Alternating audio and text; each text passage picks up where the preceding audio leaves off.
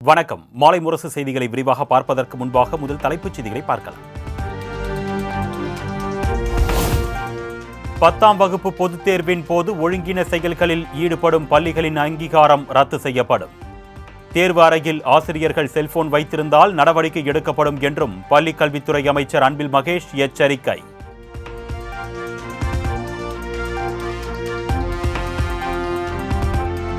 பத்தாம் வகுப்பு பொதுத் தேர்வு எழுதும் மாற்றுத்திறன் மாணவ மாணவிகளுக்கு சலுகை. 15,727 மாற்றுத்திறன் தேர்வர்களுக்கு மொழி பாடத்தில் விலக்கு அளிக்கப்படும் என்றும் அமைச்சர் அன்பில் மகேஷ் தகவல்.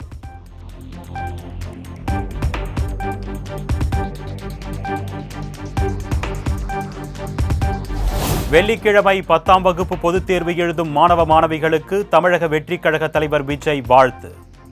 உற்சாகத்தோடும் துணிவுடனும் தன்னம்பிக்கையுடனும் மாணவ மாணவிகள் பொதுத் தேர்வினை எதிர்கொள்ளுங்கள் என்று எக்ஸ் தளத்தில் பதிவு.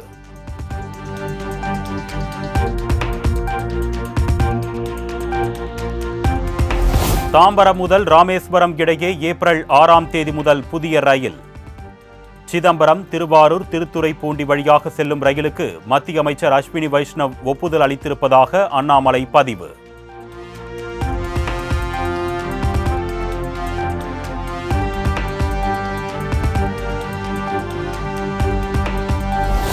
சென்னையில் எண்ணெய் நிறுவனங்களுடன் உரிமையாளர் சங்கம் நடத்திய பேச்சுவார்த்தை தோல்வி. போராட்டம் தொடரும் என்று எல்பிஜி லாரி உரிமையாளர் சங்க தலைவர் சுந்தர்ராஜ் பேட்டி.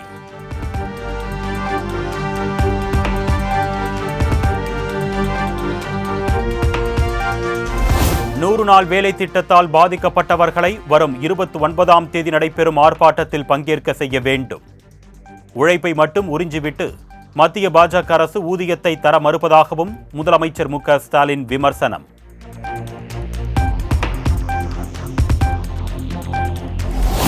மத்திய அரசு அமல்படுத்த உள்ள வக்ஃப் சட்ட திருத்த மசோதாவை கண்டித்து தமிழ்நாடு சட்டப்பேரவையில் முதலமைச்சர் மு.க. ஸ்டாலின் தனி தீர்மானம். இஸ்லாமிய மக்களை வஞ்சிக்கும் சட்டத்தை மத்திய அரசு திரும்ப பெற வேண்டும் என்றும் வலியுறுத்தல். தேர்ந்தெடுக்கப்பட்ட அரசுகளுக்கு உள்ளது. ஆனால் அதற்கு மாறாக சிறுபான்மையின இஸ்லாமிய சமுதாய மக்களுக்கு கடுமையான பாதிப்புகளை ஏற்படுத்தும் வகையில் 1995ஆம் ஆண்டின் வக்ஃப் சட்டத்தினை திருத்துவதற்கு கடந்த 2024ஆம் ஆண்டு ஆகஸ்ட் மாதம் ஒன்றிய அரசு மக்களவையில் அறிமுகம் செய்துள்ள வக்ஃப் வாரிய திருத்த சட்ட முன்வடிவினை வக்ஃப் அமெண்ட்மெண்ட் பில் 2024 முழுமையாக திரும்பப் பெற வேண்டும் என்று ஒன்றிய அரசை இப்பேரவை வலியுறுத்துகிறது என்ற தீர்மானத்தை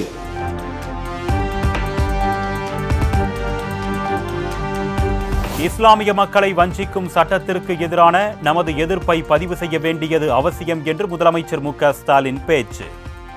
அனைத்து மக்களுக்கும் அவரவர் மதங்களை பின்பற்றுவதற்கு அரசமைப்பு சட்டம் உரிமை வழங்கியிருப்பதை பேணி காக்க வேண்டியது கடமை என்றும் உரை.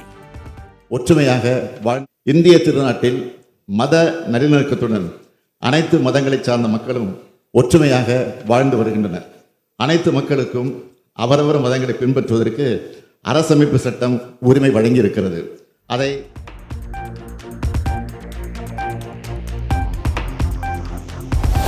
வக்ஃப் சட்ட திருத்த மசோதா மூலம் இஸ்லாமியர்களின் சொத்துக்களை அபகரிக்க முயற்சி. மத்திய பாஜக அரசு மீது முதலமைச்சர் மு.க. ஸ்டாலின் குற்றச்சாட்டு. இந்த சட்டம் கூறுகிறது, இது அரசு இந்த சொத்துக்களை கைப்பற்றுவதற்கான வாய்ப்பை உருவாக்குவதாக முஸ்லிம்கள் அச்சப்படுகிறார்கள். வக்ஃப் சட்டத்தின் பிரிவு 40ஐ நீக்குவது வக்ஃப் வாரியத்தின் சொத்து அடையாள அதிகாரத்தை அகற்றி அதை அரசுக்கு மாற்றுகிறது. இது அரசியலமைப்பின் பிரிவு 26இன் கீழ் மத சுதந்திரத்தை மீறுவதாகும்.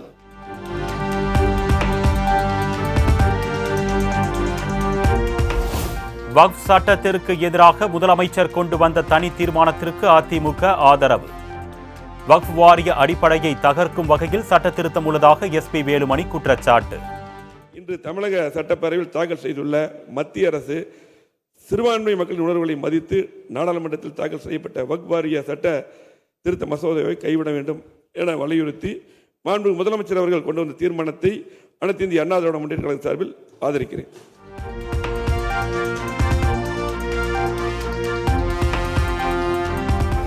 வக்ஃப் சட்ட திருத்த மசோதாவுக்கு எதிராக முதலமைச்சர் கொண்டு வந்த தனி தீர்மானத்திற்கு பாஜக எதிர்ப்பு. வானதி சீனிவாசன், காந்தி உள்ளிட்ட பாஜக எம்எல்ஏக்கள் வெளிநடப்பு.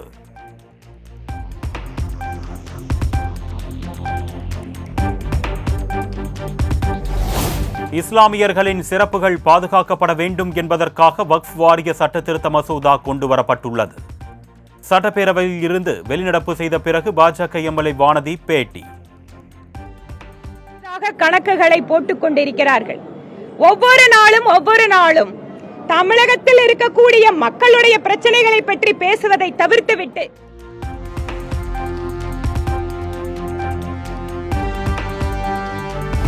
வக்ஃப் சட்ட திருத்த மசோதாவுக்கு எதிராக சட்டசபையில் முதலமைச்சர் கொண்டு வந்த தனி தீர்மானம் நிறைவேற்றம்.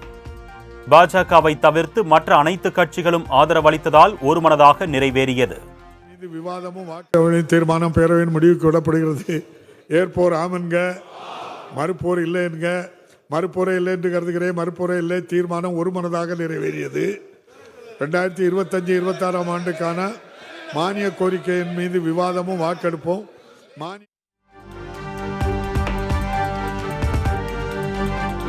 பாஜகவை தவிர மற்ற அனைத்து கட்சிகளும் தீர்மானத்தை வரவேற்றதற்கு முதலமைச்சர் நன்றி.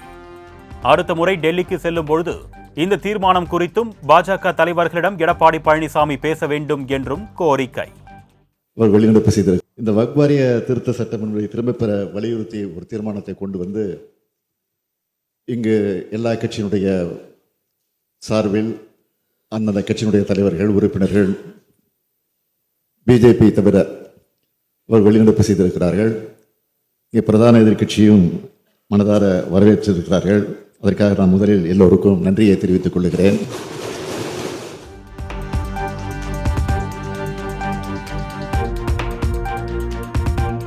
அதிமுகவில் இருந்து ஓ பன்னீர்செல்வம் பிரிந்ததுதான் என்று எடப்பாடி பழனிசாமி திட்டவட்டம். தகுதியற்ற ஓபிஎஸ்ஐ மீண்டும் அதிமுகவில் இணைக்கும் பேச்சுக்கே இடமில்லை என்று உறுதி. அவர் எப்ப வேணும் பேசிட்டே இருக்கிறாரு. அதெல்லாம் சாத்தியமே கிடையாது. பிரிந்ததுதான். ஏன்னா பிரிந்தது மட்டும் இல்ல, இந்த கட்சியை எதிரிகளிட்டு அடமானம் வைக்கிறத எங்களால தாங்க முடியல. இன்னைக்கு அனைத்து இந்திய அண்ணா திராவிட முன்னேற்ற கழக தலைமை கட்சி அலுவலகத்தில் இவர் தலைமையில் ரவுடிகளை கூட்டிட்டு போய் அதை உடைச்சி அந்த தலைமை கழக புனிதமாக அனைத்து இந்திய அண்ணா திராவிட முன்னேற்ற கழக தொண்டனுடைய கோயிலாக இருக்கின்ற அந்த தலைமை கழகத்தை என்றைக்கு உடைத்தார்களோ அன்றைக்கே அவள் அந்த கட்சியில் இருப்பதற்கு தகுதி இல்லை.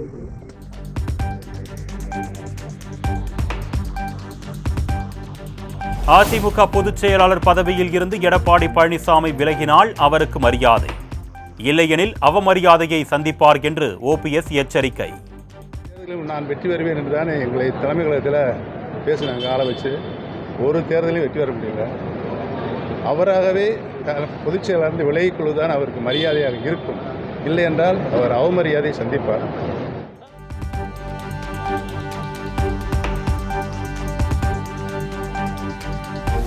பாஜகவுடன் கூட்டணி என நான் யாரிடமும் கூறவில்லை என்று திண்டுக்கல் சீனிவாசன் மறுப்பு.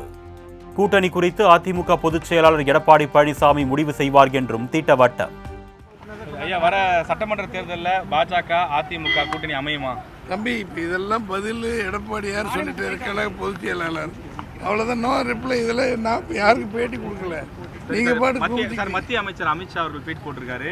2026 தேசிய ஜனநாயக தலைமையில தான் கூட்டணி அமையும் சொல்லியிருக்காரு. தெரியலப்பா, அது அவங்க கேட்கணும். என்னைய கேட்டீங்கன்னா இல்ல, நீங்க அதிமுகவுடைய பொருளாளர், தமிழ்நாட்டில் பெரிய பொருளாதார விஷயத்தை பத்தி எதனா இருந்தா கேளு. இதெல்லாம் நான் சொல்ல.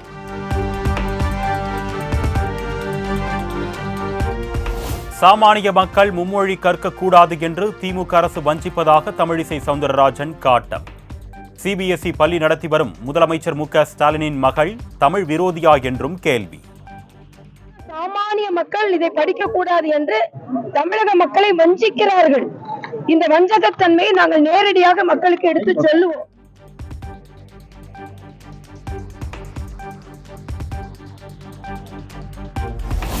சென்னை மாநகராட்சி 5வது மற்றும் 189வது வார்டு கவுன்சிலர்கள் பதவி நீக்கம். நகராட்சி உள்ளாட்சி அமைப்புகள் சட்டத்தின் வகைமுறைகளை மீறி செயல்பட்டதால் நடவடிக்கை.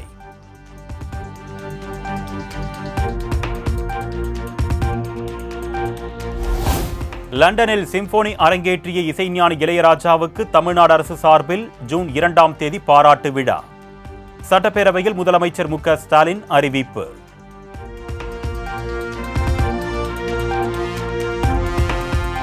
திருவாரூர் மன்னார்குடி பகுதிகளில் பலத்த சத்தம் காரணமாக அதிர்வும் ஏற்பட்டதால் வீட்டை விட்டு வெளியேறிய மக்கள்.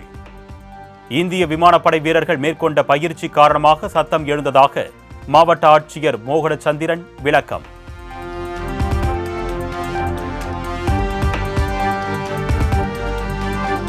உதவி பேராசிரியர் நியமனத்திற்கு தேர்வுக்குழு அமைக்க வேண்டும் என்ற விதிகள் சிறுபான்மை கல்லூரிகளுக்கு பொருந்தாது. 66 உதவி பேராசிரியர்கள் நியமனத்திற்கு 4 வாரங்களில் உத்தரவு பிறப்பிக்க சென்னை பல்கலைக்கழகத்திற்கு சென்னை உயர்நீதிமன்றம் உத்தரவு.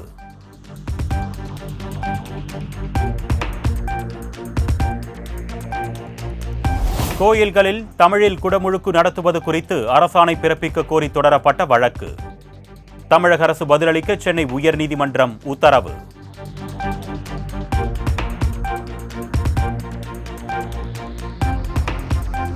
பள்ளி மேம்பாட்டு திட்டத்தின் கீழ் எந்தெந்த மாவட்டங்களில் எத்தனை வகுப்பறைகள் கட்டப்பட்டுள்ளன என்பது குறித்து வெள்ளை அறிக்கை வெளியிட தாமதம் ஏன்?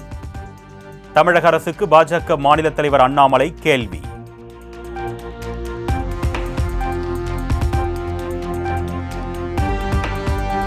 இந்தியாவின் இரும்பு மனிதர் வல்லபாய் பட்டேலின் மறு உருவமாக திகழ்கிறார் அமித்ஷா என்று அதிமுக முன்னாள் அமைச்சர் RB உதயகுமார் புகழாரம். அமித்ஷா எடப்பாடி பழனிசாமி சந்திப்பு தேசிய அளவில் கவனம் பெற்றிருப்பதாக வீடியோ வெளியீடு. தமிழர் ஐயா எடப்பாடியார் அவர்கள் இந்திய தேசத்தினுடைய இரும்பு மனிதர் என்று வர்ணிக்கப்படுகிற மாண்புமிகு மத்திய உள்துறை அமைச்சர் அமித்ஷா அவர்களை நேரிலே சந்தித்தது இன்றைக்கு இந்திய நாட்டிலே கவனத்தை ஈர்த்திருக்கிற தலைப்புச் செய்தியாக இருப்பது.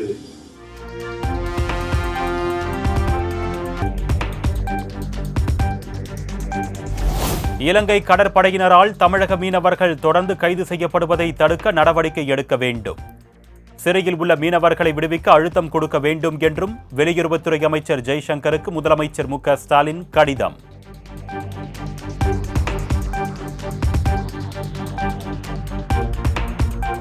எல்லை தாண்டி மீன்பிடித்ததாக ராமேஸ்வரத்தைச் சேர்ந்த 11 மீனவர்களை கைது செய்த இலங்கை கடற்படை. வருகின்ற 9ஆம் தேதி வரை நீதிமன்ற காவலில் சிறையில் அடைக்க உத்தரவு.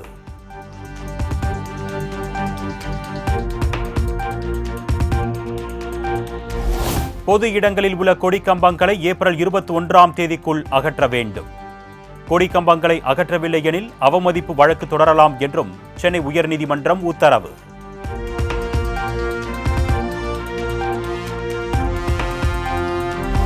வேங்கை வயல் விவகாரத்தில் சிபிசிஐடி போலீசாரின் விசாரணை முழுமையாக இல்லை என்று கூறி மனுதாரர் தொடர்ந்த வழக்கு. தமிழக அரசு பதிலளிக்க சென்னை உயர்நீதிமன்றம் உத்தரவு.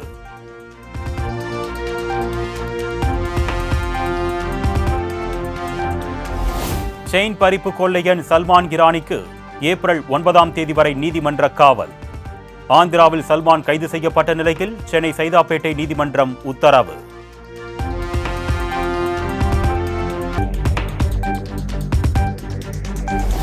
சென்னை எண்ணூர் மார்க்கத்தில் அதிநவீன மின்சார வயர் அறுந்து விழுந்ததால் ரயில் சேவை பாதிப்பு.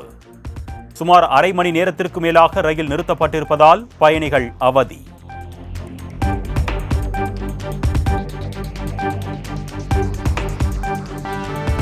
கோடநாடு கொலை கொள்ளை வழக்கில் ஜெயலலிதாவின் வளர்ப்பு மகன் சுதாகரன் கோவை சிபிசிஐடி அலுவலகத்தில் நேரில் ஆஜர்.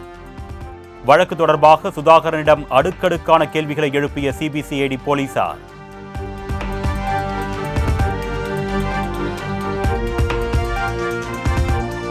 சேலம் மாநகராட்சி மாமன்ற கூட்டத்தில் திமுக அதிமுக கவுன்சிலர்களுக்கு இடையே கடும் வாக்குவாதம்.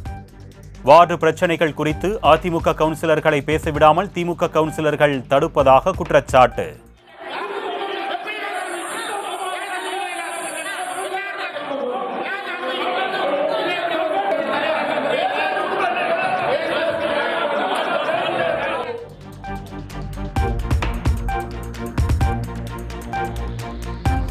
சிவகங்கை அரசு மருத்துவக் கல்லூரி மருத்துவமனையில் டீன் அலுவலகம் முன்பு தரையில் அமர்ந்து பயிற்சி மருத்துவர்கள் முற்றுகை போராட்டம்.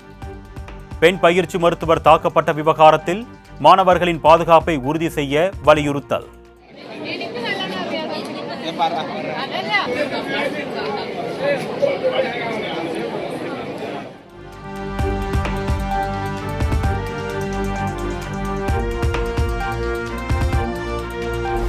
மதுரையில் தனியார் பள்ளியில் சீருடைக்காக மாணவிகளுக்கு அளவீடு செய்த விவகாரத்தில் ஆசிரியை 2 ஆண் டெய்லர்கள் மீது போக்சோவில் வழக்கு பதிவு.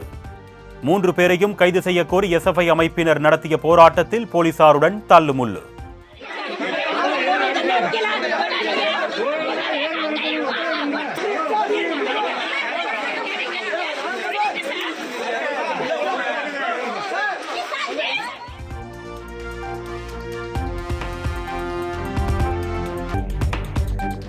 ஹிந்தி மொழியில் வானிலை அறிக்கை வழங்குவது 2024ஆம் ஆண்டு முதலே நடைமுறையில் உள்ளது.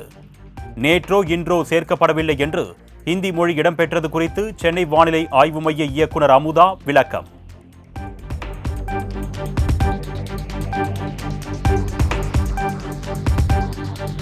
கோவை விமான நிலையத்தில் வேறொரு பெண்ணுடன் வந்த கணவரை கண்ட இளம்பெண் ஆத்திரம்.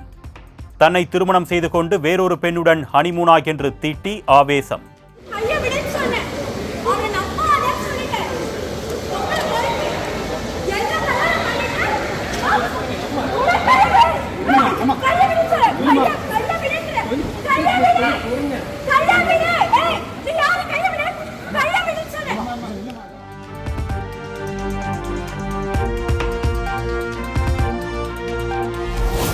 தூத்துக்குடி சங்கர ராமேஸ்வரர் கோவிலில் பிரதோஷத்தையொட்டி நந்தியம்பெருமானுக்கு சிறப்பு அபிஷேகம்.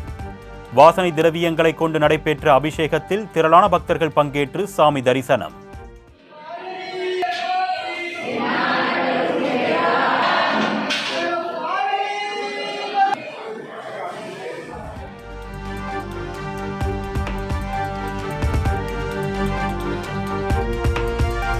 பிரதமர் மோடியின் அழைப்பை ஏற்று ரஷ்ய அதிபர் புட்டின் இந்தியாவுக்கு வரவுள்ளதாக ரஷ்ய வெளியுறவுத்துறை அமைச்சர் தகவல். தேதி அறிவிக்கப்படாத நிலையில் புட்டின் வருகைக்கான ஏற்பாடுகள் தயார்.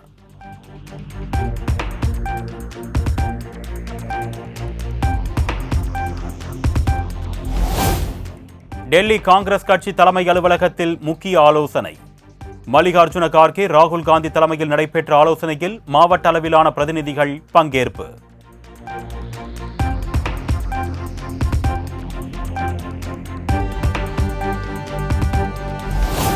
மக்களவையில் தன்னை பார்த்து பயப்பட வேண்டிய அவசியம் என்ன?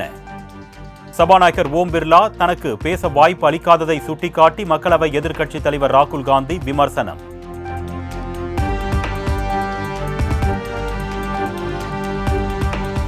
மத்திய அரசின் குடியுரிமை மற்றும் வெளிநாட்டினர் முறைப்படுத்துதல் மசோதாவால் தமிழகத்தில் வாழும் இலங்கை தமிழர்களுக்கு பாதிப்பு. இலங்கை கடற்படையினரிடம் இருந்து தமிழக மீனவர்களை காக்க நடவடிக்கை எடுக்க வேண்டும் என்றும் மக்களவையில் திமுக எம்பி கனிமொழி வலியுறுத்தல்.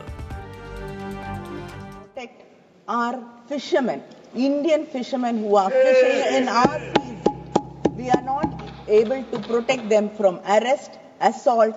We are not even able to release them. They've been suffering in Sri Lankan jails for months together.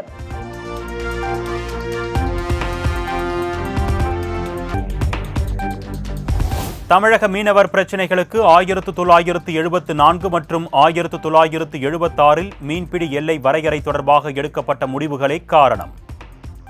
இந்திய மீனவர் விவகாரத்தை இலங்கை அரசு மனிதாபிமான முறையில் கையாள வேண்டும் என்றும் மாநிலங்களவையில் வெளியுறவுத்துறை அமைச்சர் ஜெய்சங்கர் வலியுறுத்தல். ஒடிஷா சட்டப்பேரவையில் இருந்து 14 காங்கிரஸ் எம்எல்ஏக்கள் சஸ்பெண்ட் செய்யப்பட்ட விவகாரம்.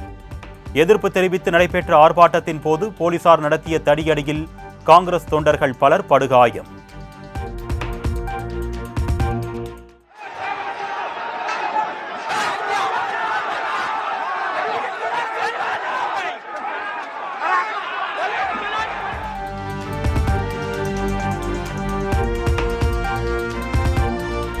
ஒடிஷா மாநில சட்டப்பேரவை முன்பு காங்கிரஸ் கட்சியினர் நூற்றுக்கணக்கானோர் ஆர்ப்பாட்டம். எம்எல்ஏக்கள் சஸ்பெண்ட் செய்யப்பட்டதை கண்டித்து போராட்டத்தில் ஈடுபட்டவர்களை தண்ணீரை பீச்சி அடித்து கலைத்த போலீசார்.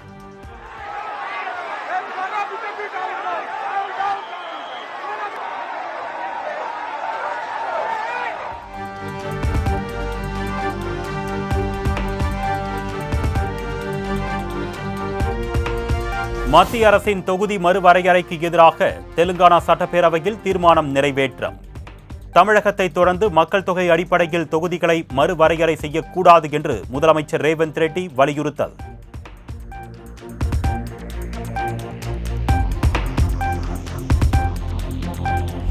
வயநாடு நிலச்சரிவால் பாதிக்கப்பட்ட மக்களுக்கு மத்திய அரசிடம் இருந்து இதுவரை எந்த நிதி உதவியும் கிடைக்கப் பெறவில்லை.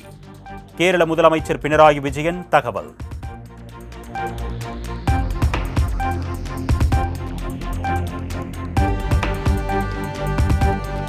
இமாச்சல் பிரதேசத்தில் ஆளும் காங்கிரஸ் கட்சியை கண்டித்து பாஜகவினர் ஆர்ப்பாட்டம். ஊழல் மற்றும் போதை மாஃபியா கும்பல்களின் செயல்பாடுகள் அதிகரித்து விட்டதாக கூறி சிம்லாவில் பெண்கள் உட்பட 100க்கும் மேற்பட்டோர் போராட்டம்.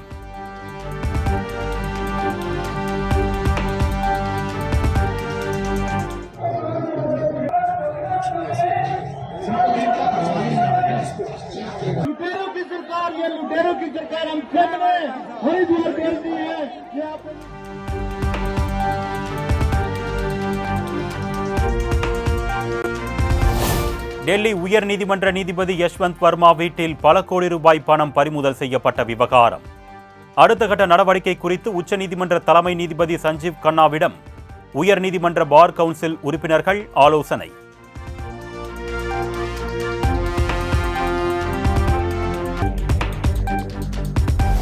டெல்லியில் ஒரே நாடு ஒரே தேர்தல் திட்டத்திற்கு ஆதரவு தெரிவித்து பிரதமர் இல்லம் நோக்கி இளைஞர்கள் பேரணி.